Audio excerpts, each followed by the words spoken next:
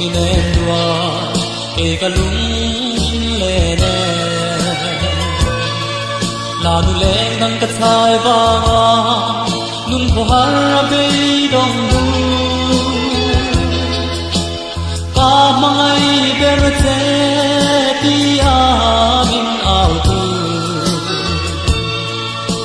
e ko sui dung chin karon pan le te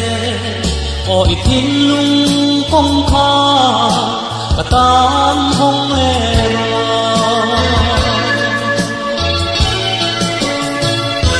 itan ka lo ki le kalam lo hoi le ro katin lung dam nam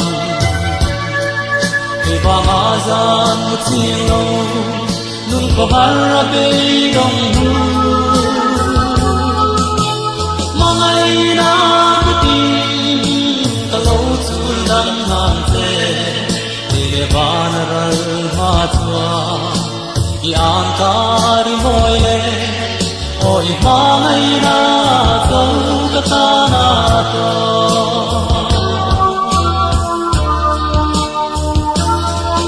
mangai tu der bang mo nang hu tiang ka lo chang che don in sui lung ka chir nge eng ting ding lo ngai be mo oi tin lai na tu re don lo ya was the pui kar dan na samang ka lo chen che ma se mo sui lung chi ring ka lo kir le ta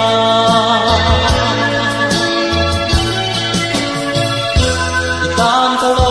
kir le kalam lo hoi le ro ka tin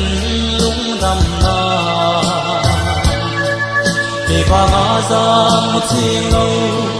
nun ko har be dong du mangai na ku tin ka lo chu dam nam che le le ba na ral ba chua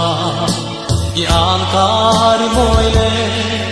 o i mangai na zau ka ta na to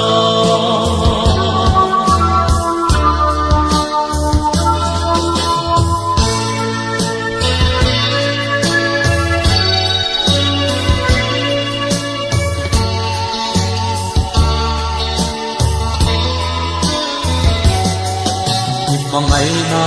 thazar duai bel le zai ka re ta e nang sau hi ka ma ngai tu le ka lung min dum tu lung ngai ni po min tua tui chin tu si lung ka thil bang lo kim kim ka doni en kim ma ka en kim sunang ilo ni e